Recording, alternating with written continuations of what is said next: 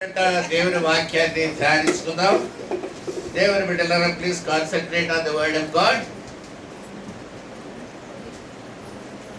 ఇవాళ నుంచి మీకు నేను ప్రామిస్ చేసిన ప్రామిస్ ఏమిటంటే క్రిస్మస్ సందేశాలను మీకు ఇస్తాను అని నేను వాగ్దానం చేశాను. రాత్రి దేవుని సన్నిధిలో ప్రార్థన చేసి, ప్రభు, I'm going to start the Christmas message from today. కాబట్టి నాకు మంచి క్రిస్మస్ వర్తమానం ఇవ్వు ప్రభు అని ప్రార్థన చేస్తే యేసయ్య నాకు ఏమన్నాడంటే, నువ్వు సిలువ సందేశం గురించి చెప్పన్నాడు. ఏం చెప్పాడండి? చాలాసార్లు మనం అనుకున్నవి జరగవు. We have lot of plans but they may not be fulfil. అనుకున్నవన్నీ జరిగిపోతాయి మాత్రం అలాగా అనుకోకండి. అనుకున్నవన్నీ జరిగిపోతే లాభం నష్టం? మీరు అనుకున్నవన్నీ జరిగితే లాభం నష్టం అండి? నష్టం అండి. ఏమంట?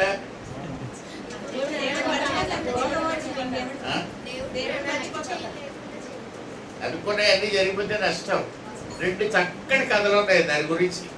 తొందరగా ఎంత టేస్టీగా చెప్పకపోయినా క్విక్గా చెప్తాయి. ఒకటి సిల్లుబెకెట్ కథ. ఒక జాలారు మనిషి సముద్రం వంటిన పాకలో కూర్చొని బట్టలు తుక్కుంటుందట. బకెట్కి సిల్లు పడిపోయింది. అందులో సర్ఫ్ గుంట వేస్తుంది, నీళ్ళు వేస్తుంది. బకెట్లో తుమ్మలో ఏదో ముంచి ఎలాగ అనేసరికి నీళ్ళు కింద నుంచి పోతుంది సిల్లు బకెట్. భర్త చేపలు పట్టడానికి వెళ్ళి అప్పుడే వచ్చాడట ఉత్తిగాలో పట్టుకొని. ఆయన చూడగానే ఇవి ఒళ్ళు మండిపోయింది. ఏరా ఉత్తిగాలో పట్టుకొచ్చావు, చేపంతా పడలేదా అక్కదట. జాలరోళ్ళు ఒరే అంటారు కదా లాయల్ని, మనోళ్ళు కూడా అంటారు అప్పుడప్పుడు. కాదు, జాలరోళ్ళే కాదు, మీరు క్రైస్తు కూడా ఒరే అంటుంటారు. కోపం ముఖ్యంగా బతుకొట్టు వచ్చినప్పుడు, ఏరా భాస్కర్ ఇన్ని రోజులు చెప్తున్నారు అయినా బతుకొని మారలేదు అని అంటారు లారీలు. అలాగే పాప ఈ జాలరేవుడు కూడా అలాగే అంటుందట. అంటే పాప జాలరుడు అంటే చాలా మంచాడు. ఏం లేదు, ఒకటే చేప పడింది, చిన్న చేప. అది పోసుకుంటే 2 ముక్కలు అవ్వదు మనకి. అందులో ఆ చేప నన్ను వదిలే, నేను ఫ్యామిలీతో ఉన్నాను, నీకు ఏదైనా వెయిట్ చేస్తాను అని అన్నది. సరేలే ఇది నేనే తింటామని చెప్పి సౌదులు వారేసి వచ్చేదాన్ని.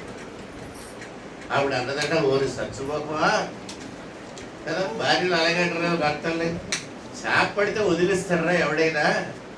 వెళ్ళు ఆ చేపను పిలు, ఈ సిల్లు బకెట్లో వచ్చి నీళ్ళు కారిపోతున్నా మంచి బకెట్ ఇవ్వని అడుగు అన్నదట. పాపడి చదువు సముద్రం దగ్గరికి వెళ్ళాడు. చేప అన్నాడు. అది వచ్చిందట. ఏం కావాలందట? మా ఆవిడ తిడుతుంది, నిన్ను వదిలేసారు అనవసరంగా, సిల్లు బకెట్ అంటే మంచి బకెట్ ఇవ్వన్నాడు. సరే పాప సముద్రం అడిగిన ఎక్కడో ఎక్కి మునిగిపోయి షిప్లోనో మా బకెట్ పట్టుకొచ్చి ఇచ్చింది. ఆ బకెట్ పట్టుకెళ్ళి ఇవిడ ఇచ్చాడు. ఇదిగో చేపలు అడిగానే బకెట్ పట్టుకొచ్చి ఇచ్చాడు అని. ఆహా, అలాగా? చేపలు అడిగితే బకెట్ ఇచ్చినట్టయితే ఉట్టి బకెటా అడుగుతావు? మనకు ఒక బెడ్డ లేదు, ఒక ఇల్లు లేదు, అది లేదు, ఇది లేదు, అన్నీ అడిగాను. సరే పాపడు వెళ్ళాడు. అన్నీ అడిగితే అన్నీ ఇచ్చిందండి చేప. ఆఖరికి ఈవిడికి ఎంత ఆశ వచ్చిందంటే, ఇలాగ ఎంతకాలం ఈ జాలర్ బతుకుతావు, రాడీలాగా బతకాలన్నది నాకు అన్నది. సరే మళ్ళీ ఇది వెళ్ళి అడిగాడు. మా ఆవిడకి రాడీలాగా బతకాలంతట, సీఎంఆర్ అంతా ఆవిడకే కావాలట అనేసి మొత్తం ఇచ్చేసిందట చేప. వచ్చేసి రాడీ పడుకుంది. ఈ జాలర్ను బయటకు వస్తారు. బయట సైనికులు అడ్డీశారు. అని చెప్పాడు, లేదురా బాబు నేను రాడీ తాలూకా లాయన్ అంటే, సరే ఎవరు ఇక్కడే ఉంటానండి పంపండి. అక్కడే ఉంచేశారు గేట్ దగ్గర. తెల్లవారి 3 గంటలు అయ్యేసరికి రాణి గారికి నిద్రపడతలేదు. అందుకని ఆ గేట్ దగ్గర వాచ్మెన్ లెటర్ ఒకడు ఉంటాడు, ఆయన విలర్ అటు పిలుచుకొచ్చారు. వెళ్ళి తెల్లవారిపోయినట్టు ఆ చేపలు అడుగు ఆర్డర్ వేసిందంట. అమ్మగారు ఇప్పుడు రాణి కదా ఆర్డర్ వేస్తుంది. ఇదివరకు రిక్వెస్ట్ చేసింది, ఇప్పుడు రిక్వెస్ట్ లేవు, ఆర్డర్ వేసింది. కాబట్టి చేసేది లేక భర్త సముద్రం దగ్గరికి వెళ్ళి చేప దగ్గరికి వెళ్ళి చేప తెల్లారిపోయినట్టు చెయ్యన్నాడట. సరే వెళ్ళన్నదట. మళ్ళీ వెనక్కి వచ్చి చూసుకునేసరికి ఇల్లు లేదు, ప్యాలెస్ లేదు, పేరు లేదు, సిల్లు బకెట్ మనిషి ఉన్నదండి. దాన్నే సిల్లు బకెట్ కదంట. బాగుందండి. ఊరికే ఆశలు పడిపోయి కోరికలు కోరితే ఇలాగే జరుగుతుంది. రెండో కథ ఏంటంటే, ఒకడు తపస్సు చేశాడంటే, ఒక దేవత కనపడిందంటే ఏం కావాలో కోరుకోవద్దంట. వీడికి ఏం కోరుకోవాలో కన్ఫ్యూజ్ అయిపోయి రాక ఒక్కొక్కసారి మనకి ఎవడైనా వచ్చి ఏం కావాలని అడిగితే గబుక్కుని కోరుకోలేవు. ఇంకా టైం కావాలి మనకు ముందు కదా. అందుకని ఇతను ఏమన్నాడంటే నేను అడిగిందల్లా ఇచ్చానంట. ఏం కోరికంటే అడిగిందల్లా అయిపోవాలన్నాడంట. దేవత చెప్పిందంటే వద్దురా బాబు అడిగిందల్లా అడిగితే కొబ్బరి మురిగిపోతాయి అన్నది. ఏం పొలగో నేను అడిగిందల్లా ఇచ్చాను. ఏం కాదు చెప్పు. మాకు ఇల్లు లేదు. వెంటనే ఇల్లు ఎవ్వరు వచ్చాడు, ఇల్లు రాసాడు, అయిపోయింది. ఇది ఆలోచించుకుంది. దేవత కదా, ఎవ్వరు అయితే ఒక ఇల్లు రాస్తాడు. ఇది దేవత కాబట్టి మనం ఏం చేయొచ్చు, ఒక 50 ఇల్లు రాయించుకోవచ్చు. అందుకని ఒక 50 ఇల్లు రాయన్నదండి. ఒక 50 ఇల్లు రాసి ఎందుకని అడగరా 50 ఇల్లు ఏం చేసుకుంటారని అడగచ్చు కదా మీరు ఎవరన్నా. అంటే మీ అందరికీ కూడా అలాగే కావాలన్నమాట. లేకపోతే మీరు నన్ను అడగచ్చు కదా ఎందుకంటే 50 ఇల్లు అనేసి అడగరా. అంటే మీ అందరికీ కూడా 50 ఇల్లు కావాలన్నమాట. అడగచ్చు కదా, అడగరు. ఎందుకు అడగరు? భయం. ఒకవేళ మీరు కానీ 50 ఇల్లు ఎందుకంటే అంటే అతికించుకోవడానికి చెప్తాను నేను కదా. ఒక ఇంట్లోనే ఉంటాను, 49 ఇల్లు అతికించుకుంటాను. సరే ఇల్లు ఇచ్చింది బోల్డ్ అని ఇల్లు. వీడు కూడా పెద్ద జమీందారు అయిపోయాడు. బోల్డ్ ఇల్లు, బోల్డ్ అద్దెలు, బోల్డ్ డబ్బు, బ్యాంక్ బ్యాలెన్స్ అన్నీ పెరిగిపోయింది. పెరిగిపోయిన తర్వాత ఇప్పుడు మంచి వయసులో వీడికి ఏం కావాలి, పెళ్లి కావాలి. పెళ్లి కావాలి కాబట్టి పెళ్లి చూపుకి వెళ్ళిపోయాడు. వెళ్ళేటప్పుడు మంచి రోజు చూసుకొని వెళ్ళాడట. ఎందుకు చెప్పడం మంచి రోజు? మనందరూ మంచి రోజు చూసుకుని వెళ్తాం కదండి కదా. మీరందరూ కూడా ఏం చేస్తారు, పెళ్లి అనగానే మంచి రోజు చూసుకుని వెళ్తారు కదా. పెళ్ళికొడుకు కర్రుడైనా నల్లకుండా తెల్లకుండా పెళ్ళికూతురు ఎలాగుండా రోజు మాత్రం మంచిది కావాలి. మనోడు మంచోళ్ళు అమ్మక్కర్లేదు, మనోడు బుద్ధి మంచిది కాదు కదా. మంచి రోజు ఎందుకో చెప్పంటారా, కట్నం ఎక్కువ అడగడానికి. సరే మంచి రోజు చూసుకొని వెళ్ళారండి. వెళ్ళి అబ్బాయి చూసుకున్నారండి. చూశాడు, వీడికి నచ్చింది, చాలా బాగుంది అబ్బాయి అన్నాడట. ఎప్పుడైతే అబ్బాయి చాలా బాగుంది అన్నాడో అబ్బాయి ఇంకా బాగున్నదట. అబ్బాయి చాలా బాగుంది అన్నాడట, ఇంకా అందంగా ఉన్నదట. కాసేపు ఉన్నాక ఎంత అందంగా ఉన్నా సరే కాసేపు చూసేసరికి విసుగు వస్తుంది కదా. కాసేపు చూసేసరికి విసుగు వచ్చిందట. దెయ్యంలా ఉందన్నాడట. ఇప్పుడు ఏమైపోద్ది, దెయ్యం ఏం చేస్తుంది, మింగేస్తుంది. మింగేస్తుందేమో అన్నాడు, వెంటనే మింగేసింది. రైట్. అందుకని ఇష్టం వచ్చినట్టు కోరితే ఎలా తయారవుతుంది. కాబట్టి కోరికలు ఇష్టం వచ్చినట్టు కోరకండి కదా. There is a limit for all your desires. Adam Smith అనే ఆయన ఒక మంచి సైన్స్ కనిపెట్టాడు. సోషల్ సైన్సెస్లో the best social science is ఆర్థిక శాస్త్రం, ఎకనామిక్స్. ఆ ఎకనామిక్స్ కనిపెట్టిన ఈ ఆడమ్ స్మిత్ ఏం చెప్పాడంటే, you have lot of desires but to fulfil those desires the means are limited. నీ కన్నా కోరికలు ఎన్నట్టు ఉండగానే ఆ కోరిక తీర్చడానికి మీ దగ్గర ఉన్న డబ్బు చాలదు, ఏది చాలదు కదా.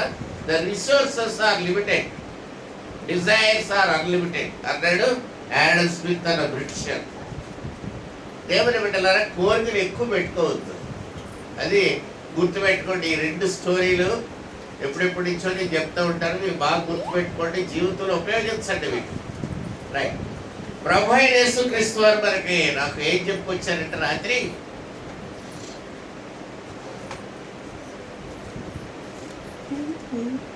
ఇస్కరియోతు యోధ యేసు ప్రభు మీద విసిగిపోయాడు. ఇతనికి ఏదో డిజైర్స్ ఉన్నాయి. ఇస్కరియోతు యోధ యేసు ప్రభు రారాజుగా రోమా చక్రవర్తి అయిపోతాడు అనుకున్నాడు. ఇంకా ఏవో కోరికలు ఉన్నాయి మనసులో, బయటికి చెప్పడం, లోపల అడుచుకోడు కదా. లోపల కోరికలు పెరిగిపోతున్నాయి. వాల్యూమ్ ఫిక్స్ అయిపోయినప్పుడు టెంపరేచర్ పెరిగితే ఏం పెరుగుతుందండి, సైన్స్ స్టూడెంట్లు, ఇది fixed volume. If the temperature is raised ఏం పెరుగుతుంది, బీపీ పెరుగుతుంది. బీపీ పెరుగుతుందిలేండి. బీపీలో ఆ పీ పెరుగుతుందండి, పీ కాదు కదా. బీపీలో బీ తీసేయండి, పీ పెరుగుతుంది, ప్రెషర్ పెరుగుతుంది. బ్లడ్ అనక్కర్లేదు, it need not be blood, it can be air or it can be liquid or it can be anything else. Pressure పెరుగుతుంది. కాబట్టి ఇస్కరియోతు యోధాకి ప్రెషర్ పెరిగింది. ఆయన శాస్త్రులు పరిసయ్యుల దగ్గరికి వెళ్ళాడు. యేసు ప్రభువుని అమ్మేస్తానన్నాడు. యేసు ప్రభువుని అమ్మేస్తానన్నాడు. ఒకడు అమ్ముతారంటే ఇంకోటి కొట్టానంటే మధ్యలో ఏం కావాలి మనకి? చెప్పా కాదండి, మధ్యవర్తి కావాలి, కరెక్ట్. ఇంకోటి కావాలి. మీరు సంతకి వెళ్తారండి, కేజీ ఉల్లిపాయలు కొనాలనుకోండి, సంచి కావాలి. ప్లాస్టిక్ సంచిని కొనకూడదు. ఇంకేంటి కాదండి, వాడు ఉల్లిపాయలు కేజీ ఇంత రేట్ అయితే అమ్ముతారంటాడు. మీరేమంటారు? అలాగే ఇచ్చే కేజీ అంటారు. అంతా మీరు అమ్మ పీనాసి బేరం ఆడతారు, పీనాసి బేరం కదండి. మన బతుకులు పీనాసి బతుకులు కదా. తోటకూర 10 కట్టలు ఇస్తారమ్మా, 10 రూపాయల కంటే 10 కట్ట 20 కట్ట. ఇక అది బతకక్కర్లేదు. ఆ మనిషి సంగతి మనం ఆలోచించు. నీ ధోరణి నీది. నీకు ఆ తోటకూర దాని దగ్గర రక్తం పిండేసి వరకు ఆ పీనాసి బేరం పాటాడు చేపల వాళ్ళు అయితే తిరగబడతారు. వాళ్ళు వెళ్ళబ్బా చేప కింద ముఖమే అంటది కదండి. ఈ చేప సంగతి నీకేంటి తెలుసు అంటది నాశకరణం అయితే కదండి. ఎల్లబ్బా ఈ ముఖం తిరిగి వెళ్ళిపో ఇంకోళ్ళకి అమ్ముకుంటానే అంటది కదండి. ఆ రాతి కొరక చేప ఉంటుందండి, మీకు తెలుసో తెలియదు కానీ బజారు మొత్తం మీద రాతి కొరక ఎక్కడన్నా కనపడింది అంటే అది కొరకుండా రూతమ్మ గారి కారెక్కదు. ఆ రాతి కొరక అంటే అదేటో అంత ఇష్టం. దానికి ఇంత నోరు తప్ప ఏమి ఉండదు. దాని నోరికితే అది ఏమి ఉండదండి. ఆ రాతి కొరక తెచ్చుకొని ఎంత టేస్టీగా తింటదంటే ఆవిడ తిండగానే మీరు చూస్తే మీరు పచ్చి గడ్డేసినా సరే తినేస్తారు. ఇలాగా అదేదో వేడి వేడి కాలుతున్నట్టు, అదేదో మైసూరుపాకం లేదా అదేదో రకరకాల. ఆ చేప తిందో నేను చూసి మళ్ళీ 2 వారాల వరకు మళ్ళీ చేప మీదకి వెళ్ళలేదు. చాలా మంది అంత టేస్టీగా తింటారు ఆ రాతి కొరకని. అసలు వరస అంటేనే కొనకూడదండి. వరస అంటే వరస్ట్ అని అర్థం కదండి. వరస అంటే అర్థం ఏంటంటే ది వరస్ట్ పాసిబుల్ ఫిష్. చేపల్లో ఇది అది అధము అంటే దరిద్ర కొట్టి చేపలు అర్థం. వరస అంటే మనకి ఆ సంగతి తెలీదు. డిక్షనరీ చదవరు, పుస్తకాలు చదవరు కూడా తెలీదు. వరస అంటే దాని అర్థం ఏంటంటే the worst possible fish don't eat అని అర్థం. అదే కొనుక్కుంటారు రాతి గొరస. రాతి గొరస తెచ్చి కూరండి దాంట్లో సాగదీసి సరే ఏదేమైనా బేరం ఆడుకుంటావు, ధర బేరం ఆడుకుంటావు. ధర కుదిరితే బేరం కుదిరితే కొట్టావు, లేకపోతే కొనవు. యేసు ప్రభువుని అమ్మేయడానికి వెళ్ళాడు యోధా. అవతల వాళ్ళు ఆఫర్ ఇస్తున్నారు. ఎంత ఆఫర్ ఇస్తున్నారు? 30 వెండి నాణెములు. వాళ్ళు చెప్తున్నారు okay buy offer is our offer is 30 pieces of silver. నువ్వేం చేయాలా? యేసు ప్రభువుని మాకు అమ్మేయాలా? ఇస్కరియోతు యోధా దానికి అంగీకరించాడు. ఎస్ అమ్మేస్తారు. మీరైతే ఎంత కమ్ముతారు యేసు ప్రభుని? మీరైతే ఎంత కమ్ముతారండి? మీలో ₹10 అమ్మేవాళ్ళు ఉన్నారు, అర్ధరాకి అమ్మేవాళ్ళు ఉన్నారు కదండి. కుట్టు మిషన్ ఇస్తారంటే ఎంఆర్ఓకి అమ్మేసి వాళ్ళు ఉన్నారు. సెంటు భూమి ఇస్తారంటే అమ్మేసి వాళ్ళు ఉన్నారు. చాలా మంది ఉన్నారండి కదా. ఆఖరికి ఒక సుట్టపై కమ్మేసి వాళ్ళు ఉన్నారు, సిగరెట్ కమ్మేసి వాళ్ళు ఉన్నారు, అందరూ ఖైనీ కమ్మేసి వాళ్ళు ఉన్నారు. యేసు ప్రభు ఇస్కరియోతు యోధా చాలా మంచోడు, 30 వెండి నాణాలు మంచి రేటు, మంచి బేరం ఆడుకున్నాడు. ఇస్కరియోతు యోధా యేసు ప్రభుని అమ్మేయడానికి ఇష్టపడ్డాడు. ప్రభు కూడా అమ్మడుకోవడానికి ఇష్టపడ్డాడు. లేకపోతే యోధా అమ్మేస్తుంటే యేసు ప్రభు ఓకే అబ్బాయి అంటాడా? ఈయన అలాగే అన్నాడు, నువ్వు అమ్మిస్తున్నా అబ్బాయి, నేను అమ్ముడుపోతానులే అన్నాడు కదా. మీరు అంతకంటే ముందు ఒక ప్రశ్న ఇవ్వబోతున్నాను మీకు. ఇదివరకు ఎప్పుడైనా చరిత్రలో ఎవరైనా ఎవరినైనా అమ్మేసినట్టు మీకు గుర్తున్నదా? యోసేపుని అమ్మేశాడు. అవగారు వెంటనే చెప్తున్నా. యోసేపుని ఎంత కమ్మేశారమ్మా? ఎంత కమ్మేశారండి? యోసేపుని ఎంత కమ్మేశారు చెప్పండి అమ్మా. యోసేపుని 20 తులాల వెండికి అమ్మేశారు. అదేంటి యేసు ప్రభుని 30 తులాలకి అమ్మాడు అంటే యేసు ప్రభు యోసేపు కంటే రేట్ ఎక్కువ కదండి. వెయిట్ ఎక్కువ. యేసు ప్రభు వెయిట్ ఎక్కువ, 2 కేజీలు ఉన్నాడు. యోసేపు 1 కేజీ ఉన్నాడేమో. గోడిపెట్ట అయితే వెయిట్ లెక్క చేస్తాం. చెప్పండి, యోసేపుని 20 తులాలకి ఎందుకు అమ్మేశారు? చిన్నపిల్లడైతే రేట్ ఎక్కువ ఉంటుందండి. 17 ఏళ్ళు కుర్రాడు అంత అయి ఉంటాడు కదా, 16 ఏళ్ళు కుర్రాడు అంటే రేట్ ఎక్కువ ఉంటుంది. యేసు ప్రభు 33 ఏళ్ళు ఎందుకు పనికి రాడు? ముదిరిపోయాడు కదా. కూరంటే ఉడకదు మాంసం. యేసు ప్రభు వాల్యుబుల్, యోసేపు కదా కదా. ఎక్కడ చదివారండి మీరు 20 నాడేళ్ళని? ఎక్కడంటే ఆదికాండం 37వ అధ్యాయం 28వ వచనం. ఆదికాండం 37. విజ్ఞానీయులైన వర్తకులు ఆ మీదుగా వెళుతుండగా ఆ గుట్టలో నుండి యోసేపును పైకి తీసి 20 తులాల వెండికి అతనిని అమ్మివేసి.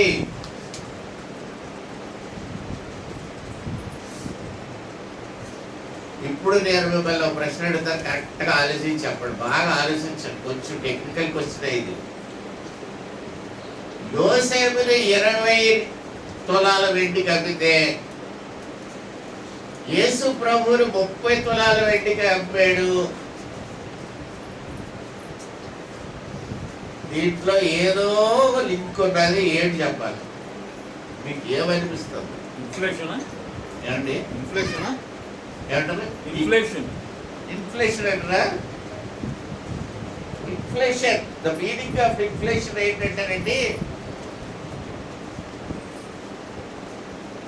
More money chasing less goods. అది డెఫినిషన్. ఇన్ఫ్లేషన్ అనే దానికి నిర్వచనం ఏంటంటే, more money is chasing less goods, then it becomes inflation. అంటే మనకి గూడ్స్ మార్కెట్లో అమ్మబడే వస్తువు నీకు కొనడానికి ఎక్కువ డబ్బు పరిగెడుతుంది దాని వెనకట్ల, అప్పుడు రేటు పెరిగిపోతుంటుంది. దాని రేటు రైట్. ఇది కొంచెం టెక్నికల్ అర్థం కాదు. చాలా మంది మీకు పాఠం చెప్తే కానీ అర్థం, లెసన్ ఎక్స్ప్లెయిన్ చేయాలి. రైట్. ఎకనామిక్స్ బాగా చదివిన వాళ్ళకి అర్థం అవుతుంది. ఏదో అయ్యి ఉంటుంది ఆ మధ్యలో. What is that happen? Right. ఒకళ్ళు మీకు అర్థం కాదండి, అదంతా కదండి. నేను చెప్పేసి సింపుల్గా చెప్పండి. ఈ యోసేపుని ఎవరు కొన్నారు? ఇష్మాయేలీని కొన్నారు. ఇప్పుడు డబ్బులు ఎవరికి ఇచ్చారు? ఇష్మాయేలీలు డబ్బులు ఎవరికి ఇచ్చారు? అన్నదమ్ములకు ఇచ్చారు, ఇశ్రాయేలీకి ఇచ్చారు. ఇష్మాయేలీలు ఇశ్రాయేలీయులకు డబ్బులు ఇచ్చారు 20 తులాలు. తర్వాత యోసేపు ఏం చేశారు? ఐగుప్తు పట్టుపోయారు. అక్కడ ఏం చేశారు? ఎక్కువ రేటు కప్పారు. హల్లెలూయా. అది దివాకర్ గారికి గిఫ్ట్ ఇవ్వాలి. మీకు ఏం గిఫ్ట్ ఇవ్వాలా? బాక్స్ ఇస్తారు, టాబ్లెట్స్ వేసుకోండి. అందాక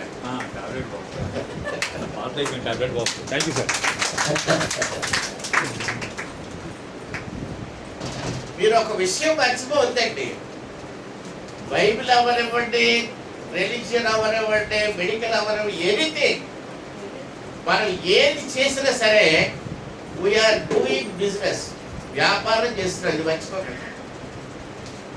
మాస్టర్ పై చేస్తున్నా సరే ఇది వ్యాపారం. I'm winnowing souls. ఆత్మలు సంపాదిస్తున్నాను. ఈ సంపాదించిన ఆత్మల్ని నేను పరలోకం అనే బ్యాంకులో వేసుకుంటున్నాను. This is business. ఇక్కడ రూపాయి తీసుకొని నేను నాకు జీతం అక్కర్లేదు, ఏమక్కర్లేదు. తీసుకోండి జీతం. నాకెందుకు మీ జీతం? దేవుడు నాకు బోల్డ్ ఇస్తూ ఉంటే. So I'm doing business. మీరు ఏ పని చేసినా సరే, చదువుతున్నా సరే, you are doing business.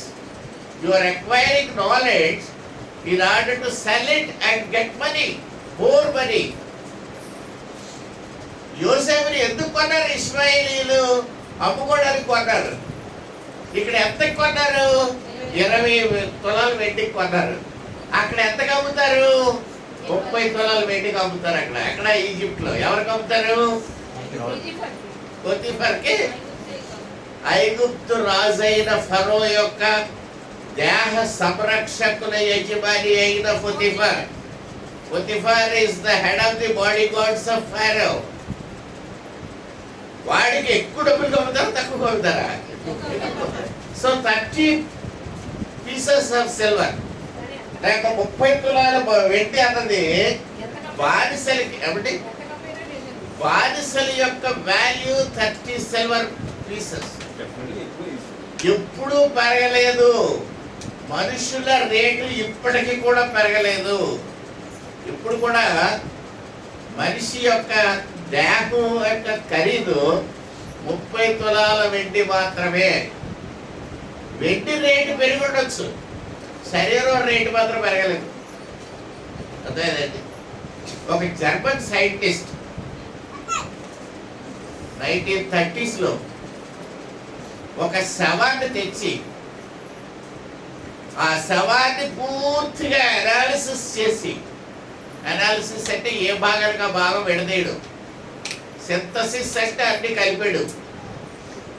So analysis చేసి ఒక హ్యూమన్ బీయింగ్, ఒక ఆరోగ్యం కలిగి ఉన్న మనిషి యొక్క శరీరంలో ఉన్న సోడియం క్లోరైడ్ ఎంత, ఉప్పు ఎంత, కాల్షియం ఎంత, సున్నం ఎంత, కాపర్ కంటెంట్ ఎంత, క్యూప్రిక్ ఆక్సైడ్ ఎంత, క్యూప్రస్ ఆక్సైడ్ ఎంత అని ఆ శరీరంలో ఉన్న అన్ని భాగాలు విడివిడిగా పొట్లాలు కట్టేసి ఆ పొట్లాలన్నీ మార్కెట్లో పెట్టి అమ్మితే ఆయనకు వచ్చిన రేటు సరిగ్గా 30 తులాల వెండి అమ్మితే ఎంత డబ్బు వస్తుందో అంత డబ్బే వచ్చింది. That is proved fact. అంటే ఏంటి? మానవ శరీరం యొక్క విలువ మారలేదు, వెండి విలువ మారింది. ఎంత మారినా 30 తులాల వెండి ఎంత ఉంటుందో మానవ శరీరంలో ఉన్న బంగారం విలువ, ఇత్తడి విలువ అన్ని కలిపితే అంతే ఉంటుంది. అది ప్రూవెన్ ఫ్యాక్ట్, సైంటిఫికలీ ప్రూవెన్. కాబట్టి దేవుని బిడ్డలారా, 30 తులాల వెండి అన్నది యోసేపును కూడా పొతిఫర్కి అమ్మిన రేటు. యేసు ప్రభువును కూడా అమ్మేయడానికి ఇస్కరియోతు యోధ సిద్ధపడిపోయాడు. ఆ డబ్బులు తీసుకున్నాడు. యేసు ప్రభువు ఒక ముద్దు పెట్టాడు. ఆయన్ని పట్టుకెళ్ళి ఫిలాతు దగ్గర పడేశారు. వాళ్ళు ఇష్టం వచ్చినట్టు యేసు ప్రభువును కొట్టుకుంటున్నారు. ఇప్పుడు ఇస్కరియోతు యోధ చూశాడు. He wants to go back on his stand. ఒకసారి ఒక నిర్ణయం తీసుకున్న తర్వాత దాని మీద వెనక్కి వెళ్దామంటే చాలా ప్రమాదం అండి. You cannot go. నువ్వు ముందుకు వెళ్ళిపోయిన తర్వాత మళ్ళీ వెనక్కి రావడం అనేది అన్ని చోట్ల జరగదు, అక్కడక్కడ జరుగుతుంది కానీ అస్వాలు జరగదు. ఇస్కరియోతు విషయంలో ముందుకు వెళ్ళిపోయిన ఇస్కరియోతు ఈ కుడ్ నాట్ కమ్ బ్యాక్. కాబట్టి ఆ డబ్బు పట్టుకెళ్ళి ఎవరంటే యాజకులు శాస్త్రుల పరిస్థితి దగ్గర ఇచ్చేసి, ఇదిగో మీరు ఇచ్చిన 30,000 నాణేలు తీసుకోండి, యేసు ప్రభు నాకు ఇచ్చేయండి అని అడిగాడు. వాళ్ళు ఏమన్నారంటే మాకేంటి సంబంధం అని అడిగాడు. మాకేంటి సంబంధం? ఒకసారి నువ్వు అమ్మేసావు, మేము కొనేసుకున్నావు, దట్స్ ఆల్. మీరు భూమి అమ్మారు అనుకోండి, ఒకసారి రిజిస్టర్ అయిపోయిన తర్వాత మీరు ఏలుమంతర్లు వేసేసిన తర్వాత నా భూమి నాకు ఇచ్చేటంటే వెనక్కి వస్తుందంటే రాదు. కాబట్టి ఒకసారి అమ్మే ముందు ఆలోచించుకోవాలి. యేసు ప్రభువుని అమ్మేశాడు, నాకేం సంబంధం లేదు అన్నాడు. ఇస్కరియోతు యోధాకి ఇప్పుడు ఏం చేయాలో బాధపడతలేదు. ఆ డబ్బులు పట్టుకెళ్ళాడు, దేవుని మందిరంలో వేసేద్దాం, కానుకలు పెట్టలేసేద్దాం చూశాడు కదండి. అప్పుడు శాస్త్రులు పరిశీలన అడ్డు దగ్గర అన్నారట, రే కానుకలు పెట్టలో వేయడానికి వీల్లేదు అన్నాడు. మీరేమంటారండి, కానుకలు పెట్టలో వేయచ్చా వేయకూడదా? ఏమ్మా ఎందుకు వేయకూడదు? లేవి కాండ బాగా చదివారా? లేవి కాండ బాగా చదివిన వాళ్ళు ఉన్నారా? బైబిల్ చదవలేదు, అందుకే మీకు తెలియదు. లేవి కాండంలో కానుక పెట్టలో వేయకూడనివి 2 డబ్బులు. ఇంట్లో పామరెంట్ కుక్క పుట్టింది, ఇంట్లో 2 పామరెంట్ కుక్కలు ఉన్నాయి, 4 పిల్లలు పెట్టాయి. ఒక్కొక్క పిల్ల 4,000కి అమ్మచ్చు. 4 16,000 వచ్చాయి. 16,000లో 1,600 దశంభాగం కట్టుకొచ్చి వేయచ్చా వేయకూడదా? ఏవి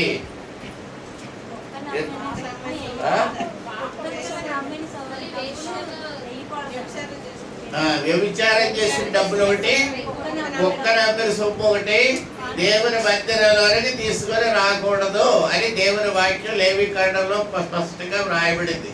దేవుడు చెప్పాడు కదండి. యేసు ప్రభు నమ్మి డబ్బు తీసుకొచ్చి కారుపెట్లో ఇయ్యొచ్చా? ధర్మశాస్త్రంలో ఏ విధమైన ఆటంకం లేదు, వేయొచ్చు. కానీ శాస్త్రులు పరిశీలన ఏం చేస్తున్నారంటే వేయడానికి వీల్లేదన్నారు.